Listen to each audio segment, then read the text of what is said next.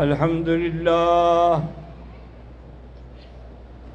الحمد لله وكفى، والصلاة والسلام على خاتم الأنبياء سيدنا محمد المصطفى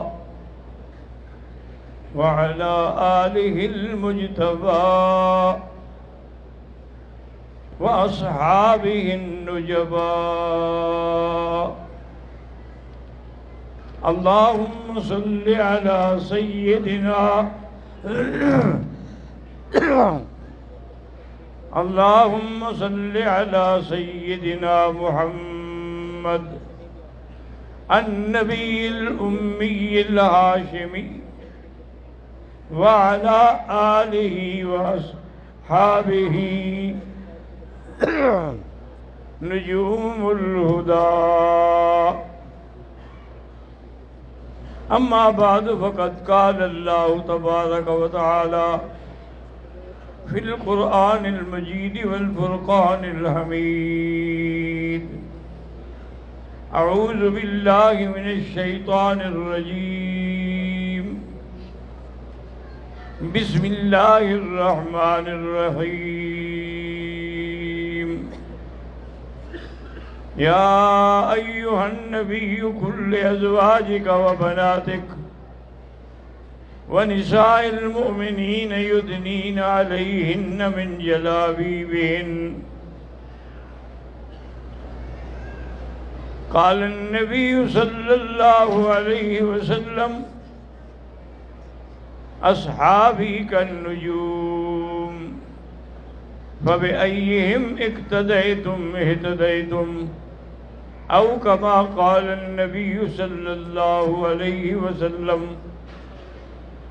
صدق الله العلي العظيم وصدق رسوله النبي الكريم، ونحن على ذلك لمن الشاهدين ومن الشاكرين، والحمد لله رب العالمين.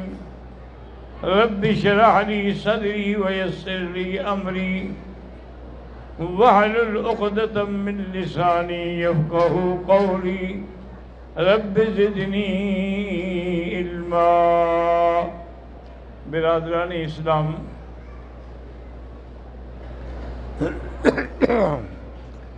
ہم اپنے دروس میں اولاد النبی اور بنات النبی کے بارے میں بات کر رہے تھے کہ حضور کے بیٹے کتنے تھے اور بیٹیاں کتنی تھیں. تو یاد رکھیں کہ حضور صلی اللہ علیہ وسلم کے بیٹے تو صرف 2 تھے. پہلے بیٹے کا نام قاسم تھا اور دوسرے بیٹے کا نام عبداللہ تھا. بیٹیاں آپ کی 4 تھیں. سب سے پہلی بیٹی بی بی زینب تھی، پھر رقیہ تھی، پھر ام کلثوم تھی، پھر بی بی فاطمہ تھی. یہ 4 بیٹیاں تھیں اور 2 بیٹے تھے. 2 بیٹے حضور صلی اللہ علیہ وسلم کی وفات پا گئے. اسی میں اللہ کی حکمت تھی، چونکہ حضور خاتم النبیین ہیں. اور یہ یاد رکھ لیں، خدا کرے کہ میری کوئی بات آپ کو یاد بھی رہے، کہ آیت تطہیر، آیت تخییر، آیت تتمیم، یہ ساری حضور کی شریعت میں ہے، اور کسی پیغمبر کی نبوت میں یہ نعمتیں نہیں آئیں. آیت تخییر بھی اسی نعمت میں آئی کہ حضور پاک نے ایلا کر لیا تھا 1 مہینے کے لیے. تو اللہ نے فرمایا کہ اب ان سے پوچھیں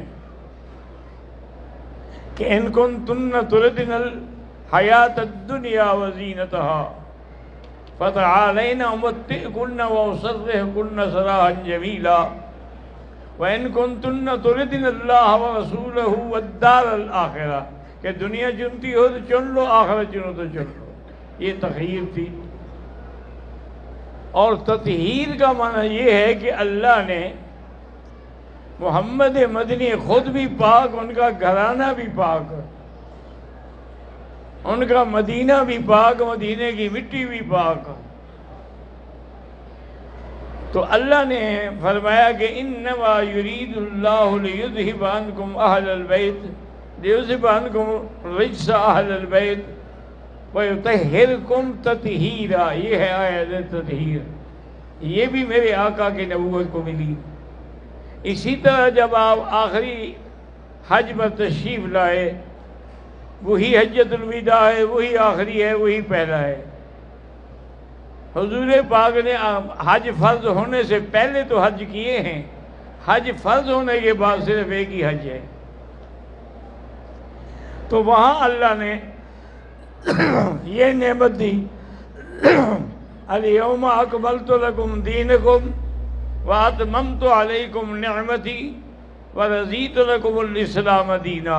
آج ہم نے دین مکمل کر دیا، یعنی تکمیل بھی ہو گئی، تعمیم بھی ہو گئی، اور اللہ تعالیٰ کی نعمت کا اتمام بھی ہو گیا، اور اللہ کی رضا بھی ہو گئی. تو یہ تینوں چیزیں جو ہیں الحمدللہ حضور صلی اللہ علیہ وسلم کی نبوت میں اور آپ کے لیے مایہ امتیاز ہیں. اتفاق یہ ہوا جس کی وجہ سے آج کل شیعہ حضرات جو ہیں نا، وہ یہ کہتے ہیں کہ حضور کی بیٹی ہی ایک ہے.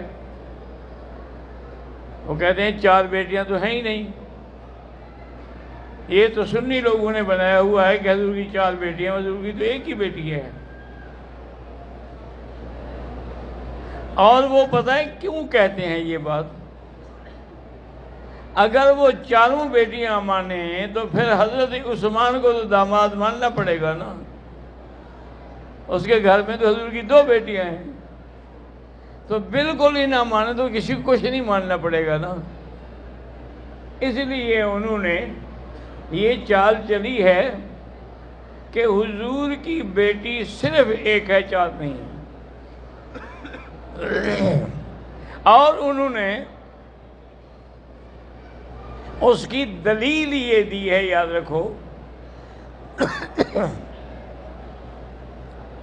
کہ بھئی جب مباہلے کا وقت آیا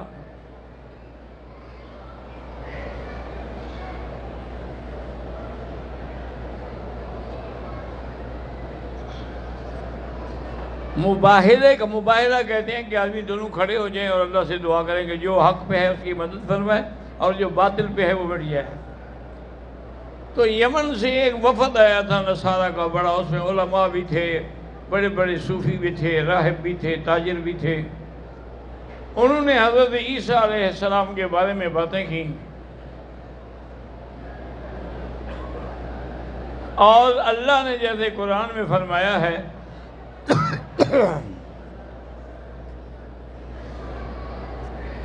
کہ حضور نے فرمایا کہ بھائی اگر تم عیسیٰ علیہ السلام کو مانتے ہو تو ہم بھی عیسیٰ علیہ السلام کو مانتے ہیں،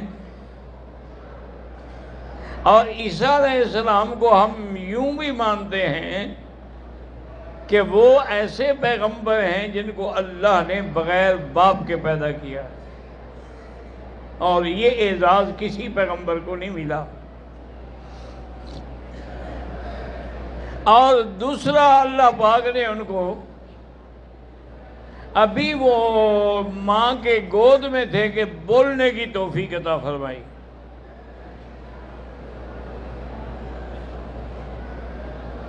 اور کسی ایسے پیغمبر کے بارے میں بات نہیں آتی. حضرت یحییٰ کے بارے میں ہے بس، یا ان کے بارے میں ہے. اس کی وجہ یہ ہے کہ جب بی بی کے یہاں بچہ پیدا ہو گیا تو اللہ نے ان کو حکم دیا تھا کہ اب تم ایسا کرو کہ کوئی بھی بات کرے تو اس کو کہو کہ میں نے بات نہیں کرنی، میں نے روزہ رکھا ہوا ہے. پہلے جیسے کھانے پینے سے روزہ ہوتا تھا، بات کرنے سے بھی روزہ ہوتا تھا.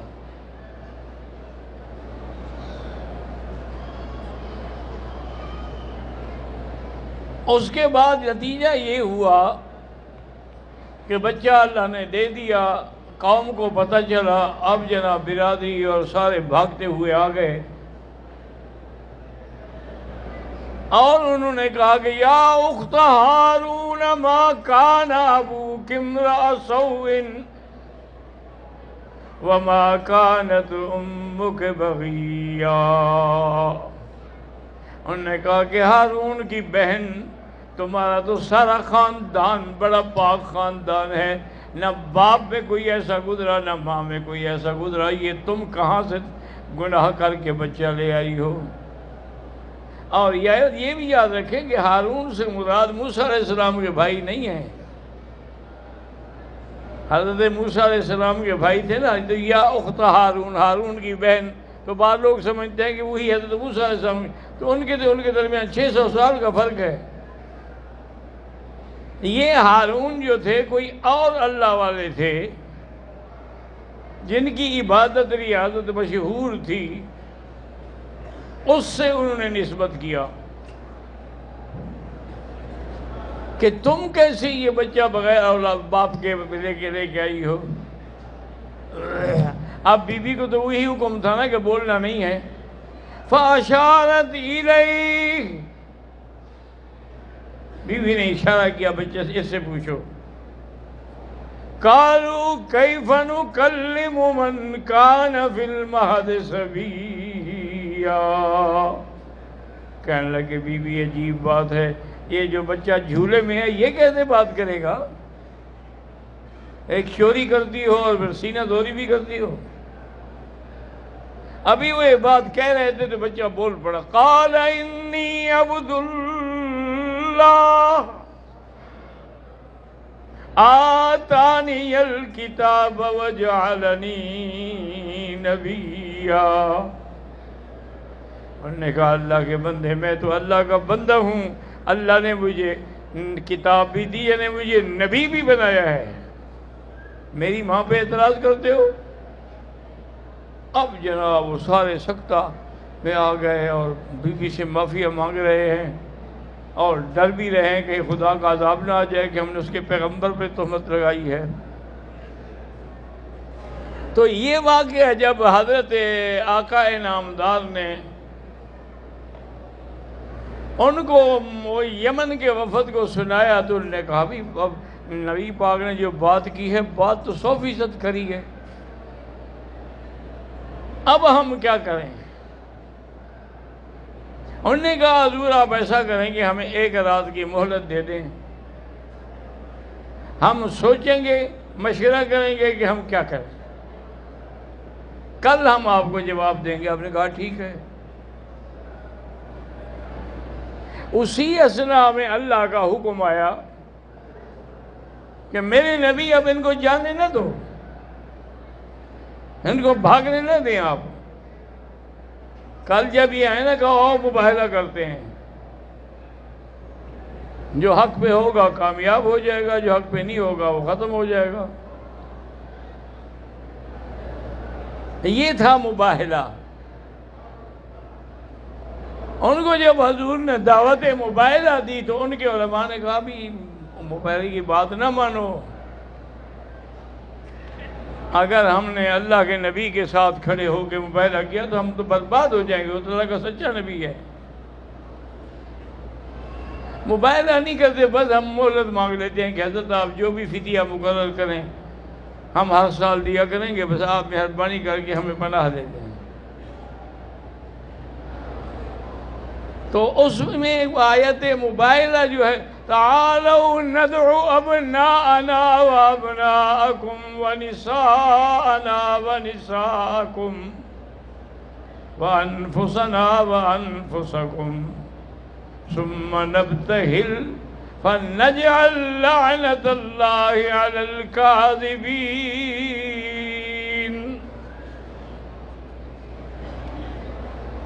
تو اللہ کے نبی نے حضرت علی کو بھی، حسن حسین کو بھی، بی بی فاطمہ کو بھی بلایا۔ تو اب شیعہ یہ کہتے ہیں کہ اگر اور بیٹیاں تھیں تو مباہلے میں کیوں نہیں بلائیں؟ جب مباہلے میں یہ شرط تھی کہ ندعو ابناءنا وابناءکم انفسنا وانفسکم، تو صرف بی بی فاطمہ کو تو بلایا ہے، باقی 3 بیٹیاں کیوں نہیں بلائیں؟ اس کا مطلب ہے کہ حضور کی بیٹی ہی صرف ایک ہے۔ تو یہ بھی ان کی دراصل جہالت ہے، بغض ہے، عناد ہے۔ انہوں نے یہ نہیں پڑھا ہے کہ مباہلہ ہوا ہے 9 ہجری کو، یاد رکھو، مباہلہ جو ہونا تھا یعنی ہوا تو نہیں، 9 ہجری کو۔ حضور کی 3 بیٹیاں جو ہیں وہ تو 9 ہجری سے پہلے فوت ہو گئیں، تو بلاتے کیسے؟ سمجھ آ رہی ہے بات کہ حضور کی جو بیٹیاں تھیں، بی بی زینب تھی، رقیہ تھی، ام کلثوم تھی، وہ تو 9 ہجری سے بھی پہلے وفات پا گئیں۔ باقی صرف ایک بیٹی تھی بی بی فاطمہ، اس کو حضور نے بلایا ہے۔ تو اصل میں ان کے پاس کوئی صحیح طریقہ تو ہوتا نہیں، لیکن حالانکہ یہ اپنی کتابیں بھی پڑھیں نا، شیعہ حضرات جو ہیں، رجال کشی ہے، کشف الغمہ ہے، ان سب میں بھی یہ لکھا ہے کہ حضور پاک کی 4 بیٹیاں ہیں۔ ان کے علماء جو بڑے بڑے گزرے ہیں، انہوں نے بھی اقرار کیا ہے کہ حضور کی 4 بیٹیاں ہیں۔ اور جس کی فقہ پر یہ اپنے آپ کو کہتے ہیں کہ ہم چلتے ہیں حضرت امام جعفر صادق کی فقہ پر، امام جعفر صادق تو خود 4 کے قائل ہیں۔ وہ تو ایک دفعہ ایک ان کے شاگرد نے، اس کا نام تھا عروہ، اس نے مسئلہ پوچھا حلیت السیف کا کہ حضرت یہ تلوار پر چاندی کا کام کرانا جائز ہے یا ناجائز ہے؟ آپ نے فرمایا کہ ہاں جائز ہے، کیونکہ حضرت صدیق نے بھی اپنی تلوار پہ کرایا تھا۔ اس نے کہا حضرت آپ بھی اس کو صدیق کہتے ہیں؟ فوسب الامام، امام غصے سے کھڑے ہو گئے، فرمایا نعم هو الصدیق، هو الصدیق، هو الصدیق، وہ صدیق ہے، وہ صدیق ہے، وہ صدیق ہے، اور جو نہ مانے وہ زندیق ہے۔ تو وہ بھی 4 لڑکیوں کے قائل ہیں۔ جب تمہارا امام بھی 4 لڑکیوں کا قائل ہو، تمہاری کتابوں میں بھی 4، پھر بلا وجہ کی ضد کرنے کا کیا فائدہ ہے؟ اب یاد رکھیں اسی طرح کہ سیدہ فاطمہ جو ہیں، ان کی اولاد کتنا ہے؟ ان کے 3 بیٹے ہیں، حسن، حسین اور محسن۔ یہ سیدہ فاطمہ الزہرا کے 3 بیٹے ہیں۔ اور اسی طرح آپ کی 3 لڑکیاں ہیں، رقیہ ہے، ام کلثوم ہے اور زینب ہے۔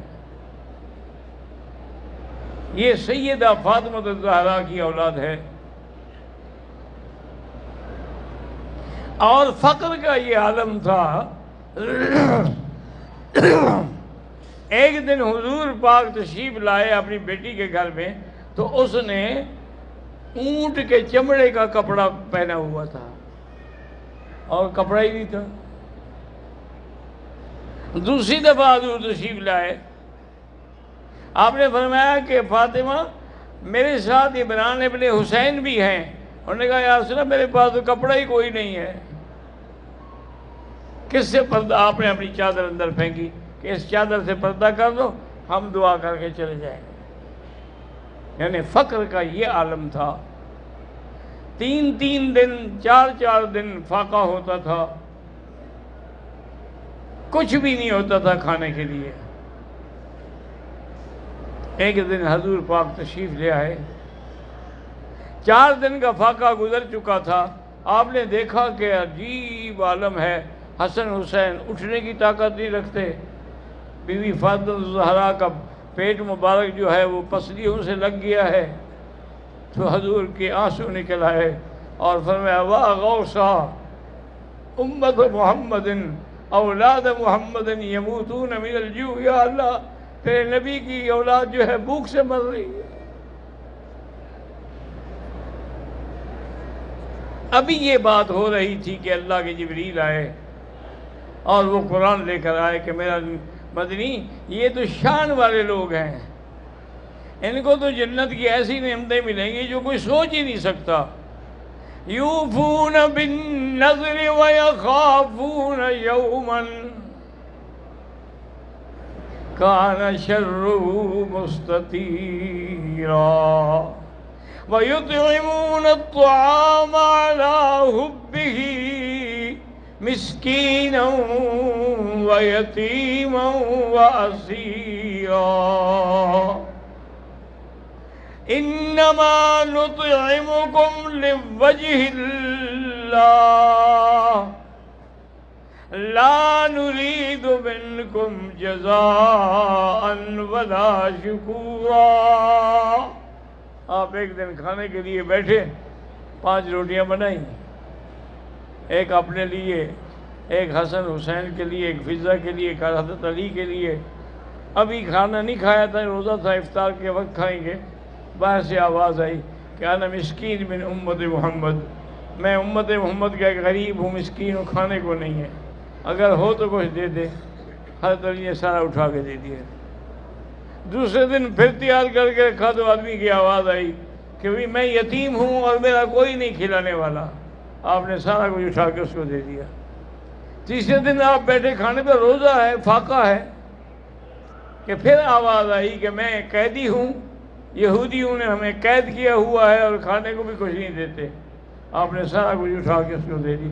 اسی پہ اللہ نے قرآن نازل کر کے ان کی شان بیان کی کہ یہ تو وہ لوگ ہیں کہ یطعمون الطعام علی حبہ، خود بھی خواہش ہے لیکن مسکین کو دے دیتے ہیں، یتیماً و اسیراً، قیدی کو دے دیتے ہیں، اور یہ کسی یتیم کو دے دیتے ہیں۔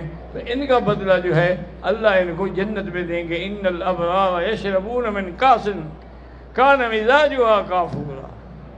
تو اللہ تبارک و تعالی نے ان کی عظمت شان بیان کی۔ انشاءاللہ زندگی باقی تو بات باقی۔